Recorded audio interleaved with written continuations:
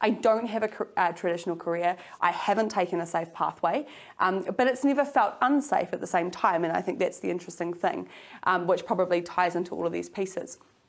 So I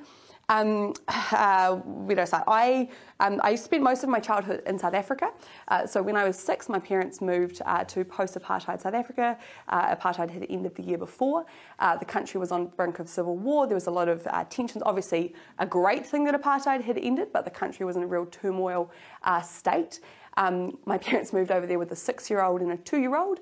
I have a 2-year-old now, and I look at him and think about what my mum and dad did to take him to where they went in the 90s, where there was no internet in the way that we know it now. It still costs money to call home. And I think, what were you doing? Anyway, we had an amazing few years there, but my primary school education was there. So I learnt a lot about inequality firsthand. So I went to school with people who had faced, issues in their small lives as 7, 8-year-olds that, it's really hard to put into words what that teaches you from a very young age. I saw a lot of injustice. I saw a lot of questions that you just say, why? We moved back when I was 11 and we came to Christchurch. So I went to school here, and I think some of that fire that was lit in me at that time growing up sort of always stayed. So I got involved in lots of things, debating United Nations Youth Association and lots of other sort of causes and so on. And I didn't really know what I wanted to do when I grew up. But I thought, Canterbury University is just down the corner. I could move into town. We lived in North Canterbury, and I'll come to university here and I'll figure it out. It's okay, I'll figure it out. So like many people, and I imagine lots of people in this room, I was like, okay, what will I do? I'll go and get a degree and I'll figure out what I like doing. Because I didn't at that point really know what I liked doing. And so I came to university and I had the most amazing time at university. I didn't go into a hall, controversially, and I'm strongly of the opinion that that's an opportunity that I missed out on. But I made lots of friends who did, so that was great.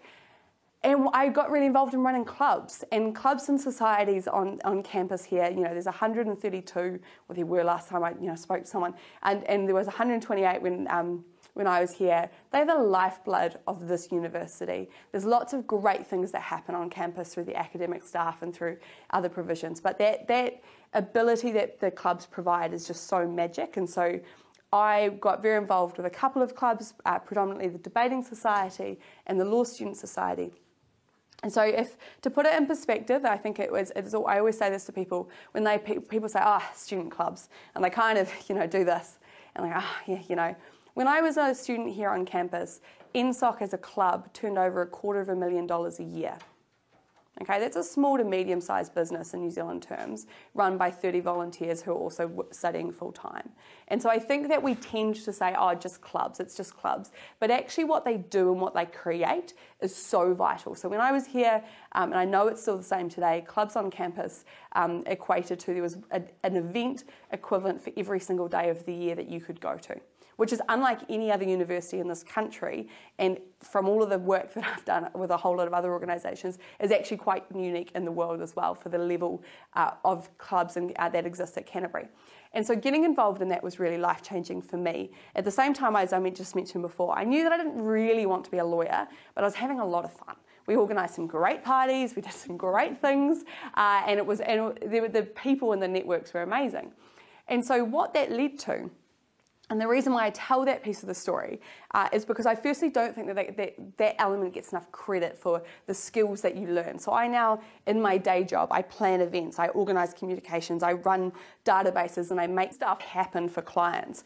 Most of the skills that I use in my day-to-day life, I learned from running things like LawSoc and selling out balls and create, how do you get people to line up to buy tickets when there's only 300 tickets? And how do you, all of those things, that didn't come from me learning how to read cases. It came from me learning how to do things in practice. So that, right from the outset, that extracurricular, voluntary stuff that you do on the sideline, that's so important because that's part of the network that I built. And when I look at the law competitions that we went to, we got to travel, we got to go, as a student, I got to go to Malaysia, I got to go to Australia a few times, and all around New Zealand as well, which actually was some of the best times.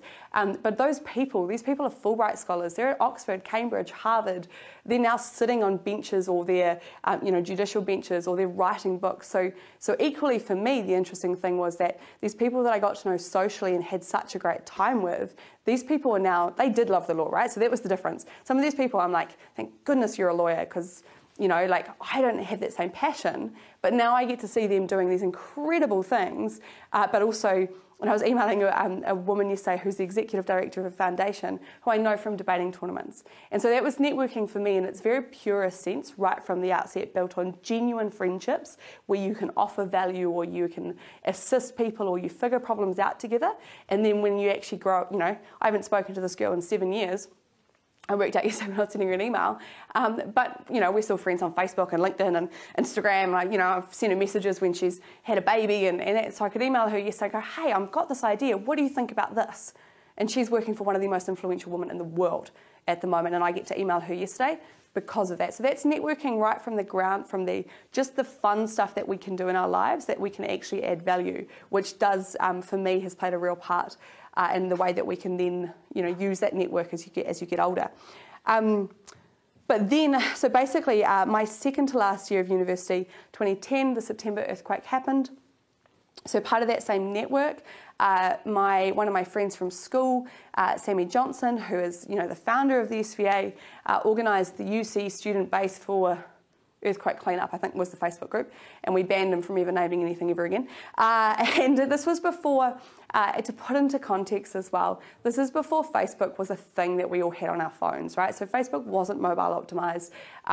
We'd all signed up in about our first or second year. So at this point, people were still going, is this just another MySpace? Is it just another Bebo? What is this Facebook thing?